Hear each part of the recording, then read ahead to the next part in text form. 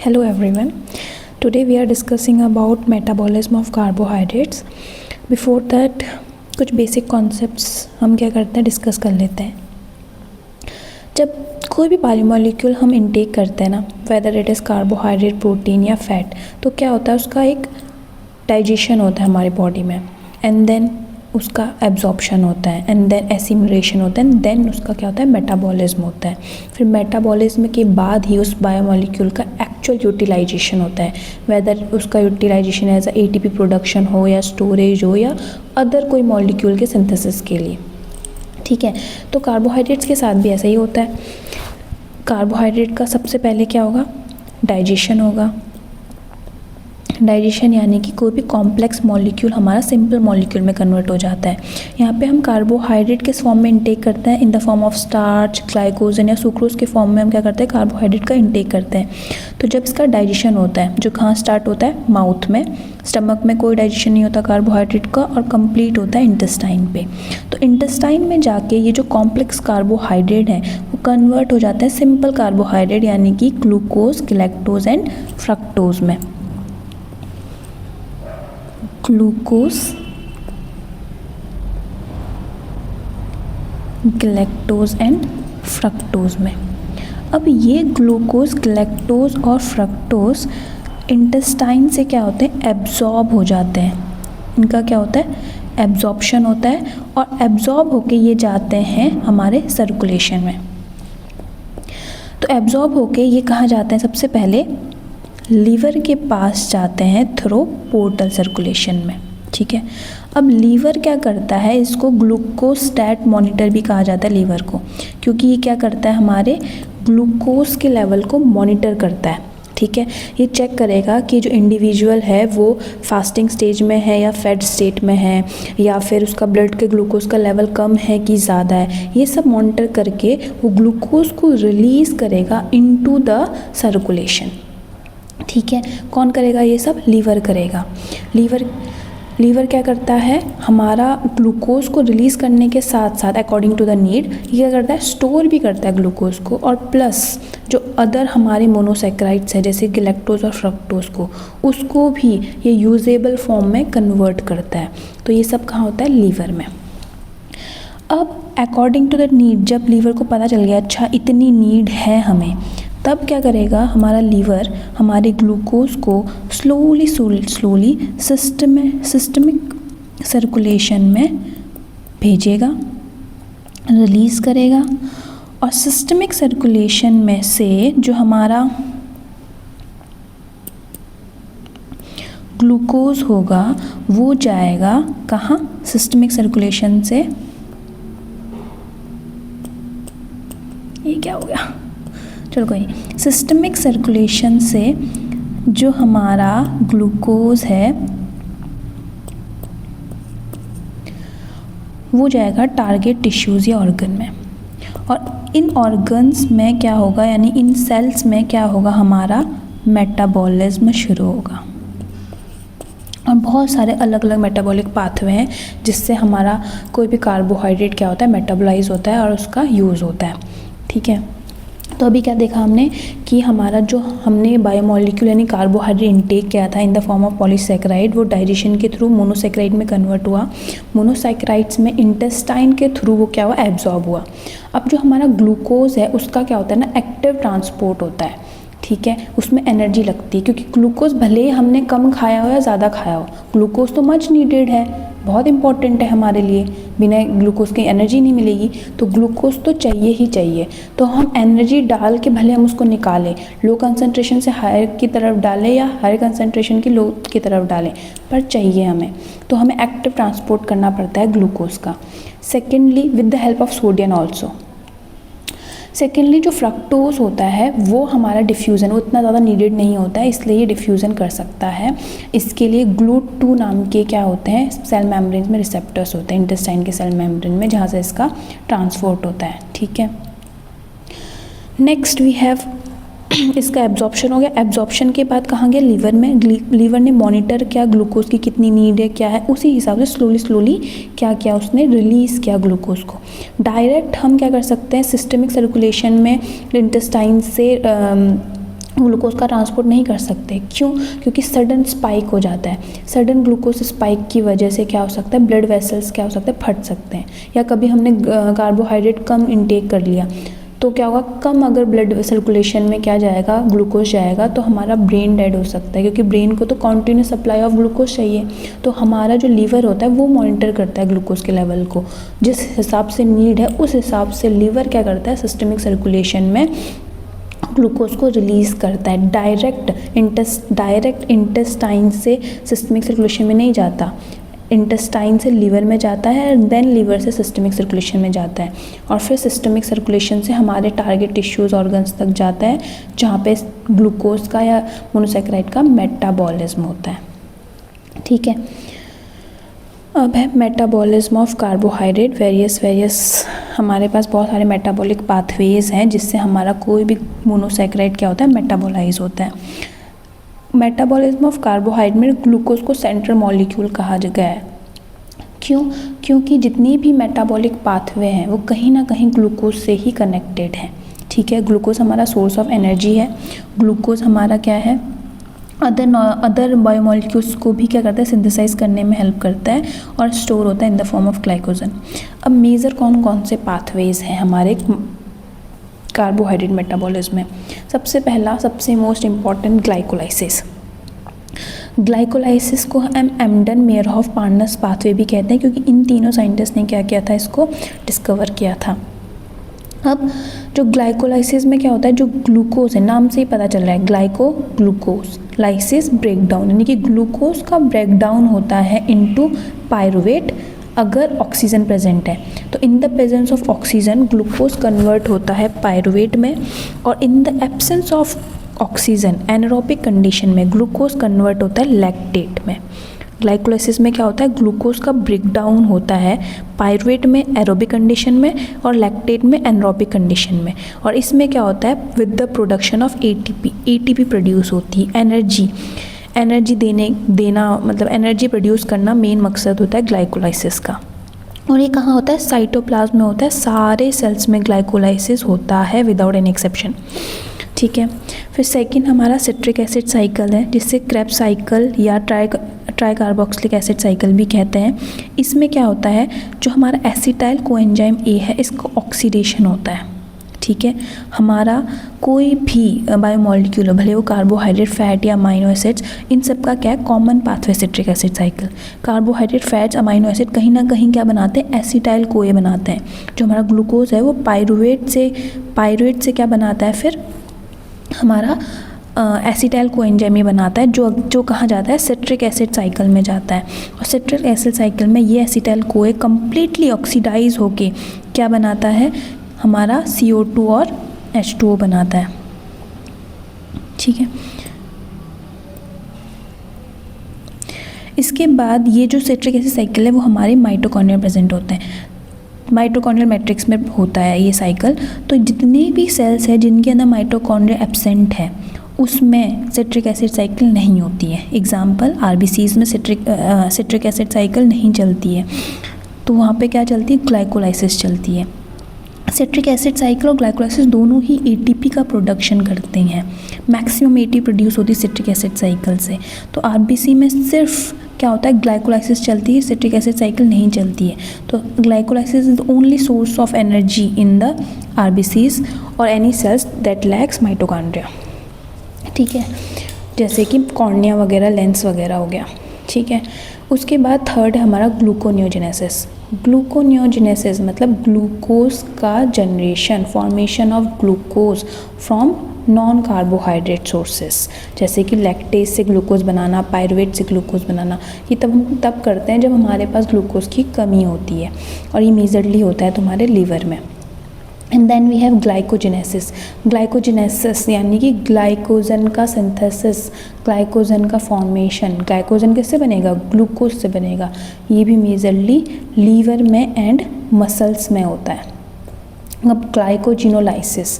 Glycogenolysis यानी glycogen का breakdown. Glycogen किससे बना है, ग्लूकोज से बना है, तो ग्लाइकोजन टूट के क्या बनाएगा, ग्लूकोज बनाएगा। अब ग्लाइकोजन फॉर्मेशन अगर लीवर और मसल्स में हो रहा है तो ग्लाइकोजन ब्रेकडाउन किधर होगा, लीवर और मसल्स में। And then we have hexose monophosphate shunt pathway. ठीक है, ये बहुत इंपॉर्टेंट है। हेक्सोस मोनोफॉस्फेट शंट पाथवे या पेंटोस फॉस्फेट पाथवे भी कहते हैं, डायरेक्ट ऑक्सीडेशन पाथवे भी कहते हैं। ये क्या होता है, हमारे TCA और ग्लाइकोलाइसिस यानी सिट्रिक एसिड साइकिल और ग्लाइकोलाइसिस का अल्टरनेटिव है, यानी कि डायरेक्ट ग्लूकोज में क्या ग्लूकोज को ऑक्सीडेशन कर देता है ग्लूकोज का hexose monophosphate shunt pathway. But glycolysis और TCA साइकिल का एंड प्रोडक्ट क्या था, CO2H2 या पायरुवेट या ATP प्रोडक्शन था ग्लाइकोलाइसिस और TCA का and product. But hexose monophosphate shunt pathway का एंड प्रोडक्ट ये सब नहीं होता, ये ATP प्रोड्यूस नहीं करता। ये क्या करता है, ये प्रोड्यूस करता है NADPH एंड राइबोस 5-फॉस्फेट। तो इसका अगर प्रोडक्ट अलग है तो इसका काम भी अलग होगा, इसका मकसद भी अलग होगा। ग्लाइकोलाइसिस और TCA का क्या मकसद था, एनर्जी प्रोवाइड करना हमें। तो हेक्सोस मोनोफॉस्फेट शंट पाथवे क्या करता है हमें, NADPH क्या होता है, फैट या स्टेरॉइड फॉर्मेशन में हेल्प करता है। तो हमारा जो हेक्सोस मोनोफॉस्फेट शंट पाथवे है वो फैट सिंथेसिस के लिए, स्टेरॉइड सिंथेसिस के लिए, प्लस जो NADPH है इसमें वो क्या करता है, ROS यानी कि रिएक्टिव ऑक्सीजन स्पीसीज़ को न्यूट्रलाइज भी करता है। तो यानी कि ये ऑक्सीडेटिव स्ट्रेस को भी कम करता है, स्पेशली इन RBC। ठीक है, और राइबोस 5-फॉस्फेट क्या करता है, ये न्यूक्लिक एसिड सिंथेसिस में हेल्प करता है, यानी DNA और RNA के सिंथेसिस में हेल्प करता है। ठीक है, अब जैसे हमारे ग्लाइकोलाइसिस थे, जैसे हमारे ग्लाइकोलाइसिस थे वो क्या हो रहे थे, सारे सेल्स में थे glycolysis. But hexose monophosphate shunt जो पाथवे है वो कहाँ होता है, लीवर में, एडिपोज टिश्यू में, एड्रिनल कॉर्टेक्स में, RBC में, लैक्टेटिंग मेमोरी ग्लैंड्स में और टेस्टिस में, और कहीं नहीं होते। ठीक है, वैसे एक और पाथवे है यूरोनिक एसिड पाथवे।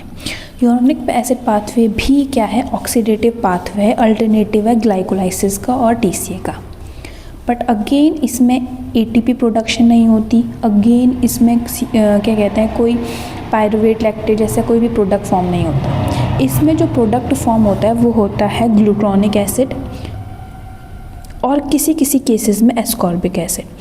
कुछ एनिमल्स ऐसे होते हैं जैसे कुछ बर्ड्स, रेप्टाइल्स, इवन कुछ मैमल्स भी, डॉग कैट जैसे, इन सब में क्या होता है, विटामिन C का फॉर्मेशन होता है, यानी कि एस्कॉर्बिक एसिड, ग्लूकोज से एस्कॉर्बिक एसिड यानी कि विटामिन C का फॉर्मेशन होता है। पर ये ह्यूमंस में नहीं होता है। ह्यूमंस में क्या होता है, सिर्फ ग्लूकोनिक एसिड का फॉर्मेशन होता है। और ये ग्लूकोनिक एसिड क्या करता है, मेजरली डिटॉक्सिफिकेशन में हेल्प करता है। कैसे, जो हमारा बिलीरुबिन है ना, जो बिलीरुबिन है या फिर कोई ड्रग्स है या कोई हार्मोन है या टॉक्सिन है, वो ग्लूकोनिक एसिड के साथ मिलके कॉन्जुगेट फॉर्म करते हैं, और ऐसे करके ये क्या करते हैं, हमारी बॉडी से एलिमिनेट होते हैं। इसलिए हमारा यूरोनिक एसिड पाथवे क्या होता है, डिटॉक्सिफिकेशन में हेल्प करता है, ATP प्रोडक्शन में नहीं, एनर्जी के लिए नहीं। तो यानी कि हमारा जो कार्बोहाइड्रेट है, ग्लूकोज है, वो क्या है, एनर्जी के अलावा भी बहुत सारे अदर फंक्शन कर रहा है। ठीक है, next we have galactose metabolism, galactose का ग्लूकोज में कन्वर्ट होना। ऑल्सो लैक्टेटिंग, जो भी लैक्टेटिंग वुमेंस जो होती है उनमें गैलेक्टोज जो होता है लैक्टोज का फॉर्मेशन भी करता है। फ्रक्टोज मेटाबॉलिज्म, फ्रक्टोज जो कन्वर्ट हो जाता है यूजेबल फॉर्म ऑफ ग्लूकोज, यानी कि ग्लाइकोलाइसिस के इंटरमीडिएट्स में। तो कहीं ना कहीं ये लिंक्ड हो जाते हैं galactose fructose metabolism with glycolysis. And then we have amino sugar and mucopolysaccharide metabolism, यानी कि इसमें क्या होता है, ग्लूको अमाइनो शुगर्स या फिर अमाइनो शुगर्स या फिर म्यूकोपॉलीसैकेराइड्स, यानी गैग फॉर्मेशन होता है। GAG is a glycosaminoglycans. ठीक है, तो यहाँ पे हमारे पास काफ़ी ऑक्सीडेटिव पाथवे भी हैं और सिंथेटिक पाथवे भी हैं। ये हमने 10 पाथवेज पढ़े जो क्या थे, मेजर पाथवे थे कार्बोहाइड्रेट मेटाबॉलिज्म के, जिसमें से कुछ क्या कर रहे थे, मेजरली ATP प्रोडक्शन कर रहे थे, कुछ क्या कर रहे थे, अदर बायोमोलिक्यूल सिंथेसाइज कर रहे थे, और कुछ क्या कर रहे थे, डिटॉक्सिफिकेशन में हेल्प कर रहे थे, ऑक्सीडेटिव स्ट्रेसेस को कम करने में हेल्प कर रहे थे। तो बहुत सारे अलग अलग फंक्शंस होते हैं हमारे कार्बोहाइड्रेट के, अपार्ट फ्रॉम एनर्जी प्रोडक्शन। तो जो ऑक्सीडेटिव पाथवे हैं वो है ग्लाइकोलाइसिस, हेक्सोज मोनोफॉस्फेशन पाथवे और यूरानिक एसिड पाथवे। और जो सिंथेटिक पाथवे है जिसमें कुछ बायोमॉलिक्यूल सिंथेसाइज होते हैं वो होते हैं ग्लाइकोजेनेसिस में, लिपोजेनेसिस में, ग्लूकोनियोजेनेसिस में और कुछ नॉन एसेंशियल अमाइनो एसिड्स का भी सिंथेसिस होता है with the help of carbohydrates. अब जो आगे हमने ये पाथवेज पढ़े थे, इस पाथवेज के साथ ये किस मेन टिश्यू में क्वेश्चंस आते हैं, ये बहुत इंपॉर्टेंट होता है कि ये कौन से टिश्यूज़ से में इनका मेन फंक्शन, मतलब कौन से टिश्यूज़ में होते हैं ये पाथवे। जैसे ग्लाइकोलाइसिस सारे सेल्स के साइटोप्लाज्म में होते हैं, टी साइकिल सारे सेल्स के माइटोकॉन्ड्रियल मैट्रिक्स में होते हैं। तो ऐसे सेल्स जिसके पास माइटोकॉन्ड्रिया नहीं होता उसमें टी साइकिल नहीं होती, जैसे कि आरबीसीज। ग्लूकोनियोजेनेसिस मेजरली लीवर में होता है। ग्लाइकोजेनेसिस यानी कि ग्लाइकोजन का फॉर्मेशन होता है लीवर और मसल में। तो ग्लाइकोजिनोलाइसिस या ग्लाइकोजन का ब्रेकडाउन होता है लीवर और मसल्स में। एचएमपी शंट पाथवे होता है तुम्हारा liver, RBC, adrenal cortex, adipose tissue, testis, lactating mammary glands में होता है। इसका मेजरली काम क्या होता है, फैट सिंथेसिस का होता है इसका काम, स्टेरॉइड सिंथेसिस का काम होता है इसका, और ऑक्सीडेटिव स्ट्रेस को कम करना होता है, और डीएनए और आरएनए सिंथेसिस का काम होता है। यानी कि ऐसे सेल्स जो कॉन्टिन्यूसली डिवाइड करते हैं उसमें तो एचएमपी शंट पाथवे होता ही होता है। यूरानिक एसिड पाथवे तुम्हारा अगेन लीवर में होता है। ग्लैक्टोज मेटाबॉलिज्म अगेन लीवर में होता है। फ्रक्टोज मेटाबॉलिज्म लीवर, किडनी और इंटेस्टाइन में होता है। Amino sugars and mucopolysaccharides form liver और कनेक्टिव टिश्यूज में होते हैं। अब ये तो मेजर मेटाबॉलिक पाथवे हैं जो हम एक एक करके पढ़ेंगे जो कार्बोहाइड्रेट से रिलेटेड है, ठीक है। अब ये है कि ग्लूकोज सेल्स के अंदर कैसे एंटर किया। अभी तक हमने क्या पढ़ा था, ग्लूकोज ने डाइजेशन किया था, मतलब जो हमारा कार्बोहाइड्रेट्स हैं वो सिंपल फॉर्म में कन्वर्ट हुए थे डाइजेशन के थ्रू, एंड देन उसका एब्जॉर्प्शन हुआ था, एंड देन एब्जॉर्ब होकर पोर्टल सर्कुलेशन में गया था, पोर्टल सर्कुलेशन से सिस्टमिक सर्कुलेशन में गया था, फिर वहाँ से कहाँ गया था, टिश्यूज़ में गया था। अब टिश्यूज़ के अंदर ग्लूकोज यानी किसी एक पर्टिकुलर सेल के अंदर ग्लूकोज कैसे एंटर करता है, लेट्स सी दैट। अब होता क्या है, जो हमारा सेल होता है, जो हमारा सेल मेम्ब्रेन होती है ना, इस सेल मेम्ब्रेन में छोटे छोटे प्रोटीन्स लगे होते हैं जो ग्लूकोज के ट्रांसपोर्ट का काम करते हैं, और इनको कहते हैं ग्लूट। क्या कहते हैं, ग्लूट, ग्लूकोज ट्रांसपोर्टर्स। अब ये ग्लूकोज ट्रांसपोर्टर्स दो टाइप के होते हैं, एक इंसुलिन डिपेंडेंट, एक इंसुलिन इंडिपेंडेंट या नॉन डिपेंडेंट। ग्लूट ट्रांसपोर्ट एक इंसुलिन डिपेंडेंट भी हो सकता है और इंसुलिन इंडिपेंडेंट भी हो सकता है, ठीक है। अब ये कौन कौन से होते हैं, जो हमारा ग्लूट 4 होता है सिर्फ वही इंसुलिन डिपेंडेंट होता है, जो कि प्रेजेंट होता है हमारे मसल्स में और एडिपोज टिश्यू में।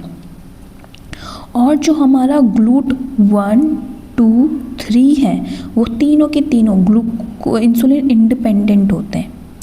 ग्लूट 1 प्रेजेंट होता है ब्लड में, आरबीसीज में, ब्रेन बैरियर में। ग्लूट 2 प्रेजेंट होता है किडनी, लीवर और पेनक्रियाज में। ग्लूट 3 होता है मेनली न्यूरॉन में होता है और प्लेसेंटा में भी प्रेजेंट होता है। तो ये जो हमारे ग्लूट ट्रांसपोर्टर्स हैं ये हेल्प करते हैं ग्लूकोज को सेल के अंदर डालने में, ठीक है। अब ऐसे ही हमारे पास 14 ग्लूकोज ट्रांसपोर्टर्स होते हैं जो मेजरली, बट यही 4 हैं, ठीक है, मेजरली ये 4 है। इनमें से जो ग्लूट 5 है ना, ये जो ग्लूट 5 है वो क्या करता है, फ्रक्टोज ट्रांसपोर्टर का काम करता है, और ये स्मॉल इंटेस्टाइन और स्पर्म्स में प्रेजेंट होता है, ठीक है। और ग्लूकोज ट्रांसपोर्टर्स मोस्टली क्या होता है, बाई डायरेक्शनल होते हैं, यानी दोनों डायरेक्शन में, आउटसाइड द सेल मेम्ब्रेन और इनसाइड द सेल मेम्ब्रेन जा सकते हैं, ठीक है। अच्छा, यहाँ पे एक छोटा सा कॉन्सेप्ट है जो मैं क्लियर करना चाहती हूँ, ठीक है। आगे स्टार्टिंग पे मैंने कहा था कि फ्रक्टोज का एब्जॉर्प्शन जो होता है वो ग्लूट 2 की हेल्प से होता है, और यहाँ पे लिखा है GLUT 2 is present in kidney, liver, pancreas, and GLUT 5 is the fructose transporter, okay. So actually होता क्या है, जो हमारा इंटेस्टाइन है वहाँ से जब एब्जॉर्प्शन होता है तो 2 मेम्ब्रेन के थ्रू होता है, एक होता है एपिकल ट्रांसपोर्ट मेम्ब्रेन और एक होता है बेसोलेटरल, ठीक है। एपिकल से जो ट्रांसपोर्ट होता है न्यूट्रिएंट्स का वो होता है इनटू द एंटीरोसाइट्स, और जो बेसोलेटरल है उससे होता है इन द ब्लड, ठीक है। तो जब कोई भी न्यूट्रिएंट का एब्जॉर्प्शन होता है इनटू द ब्लड तो बेसोलेटरल से होता है, और कोई भी मोनोसैकेराइड ग्लूकोज, गैलेक्टोज या फ्रक्टोज वो GLUT2 से, इंटेस्टाइन से GLUT2 से ट्रांसपोर्ट होता है into the blood through basolateral membrane. और जब इन्हीं न्यूट्रिएंट का ट्रांसपोर्ट होता है in the enterocytes through apical transport, तो ग्लूकोज और गैलेक्टोज जो होते हैं वो एक्टिव ट्रांसपोर्ट का यूज़ करते हैं through with the help of sodium channel also, और जो फ्रक्टोज होता है वो वहाँ पे GLUT5 यूज़ करता है। तो GLUT2 किडनी, लीवर, पेनक्रियास के साथ साथ इंटेस्टाइन में भी प्रेजेंट होता है, और GLUT5 जो होता है वो स्मॉल इंटेस्टाइन में फ्रक्टोज के ट्रांसपोर्ट के लिए यूज़ होता है इन द एपिकल मेम्ब्रेन। ठीक है, आई होप ये बात क्लियर हो। ग्लूकोज मेटाबॉलिज्म से एक मेटाबॉलिक डिसऑर्डर एसोसिएटेड है, that is diabetes mellitus. Diabetes mellitus 2 types के होते हैं, type 1 and type 2। Type 1 diabetes mellitus में क्या होता है, इंसुलिन की डेफिशिएंसी होती है, पेनक्रियास प्रॉपर अमाउंट में इंसुलिन को प्रोड्यूस नहीं कर पा रहा होता है, तो उसकी वजह से ब्लड में ग्लूकोज का लेवल बढ़ जाता है। टाइप 2 डायबिटीज मेलाइटस में क्या होता है, हमारे सेल्स इंसुलिन रेजिस्टेंट हो जाते हैं। तो माय क्वेश्चन इज, कौन से सेल्स, कौन से टिश्यूज जो होंगे स्पेशली अफेक्टेड होंगे in diabetes mellitus type 2, and कौन से ग्लूकोज ट्रांसपोर्टर्स जो होंगे वो अफेक्टेड होंगे, ये आप आंसर करना। और नेक्स्ट वीडियो में हम ग्लाइकोलाइसिस और सारे मेटाबॉलिक पाथवे डिस्कस करेंगे ऑफ कार्बोहाइड्रेट।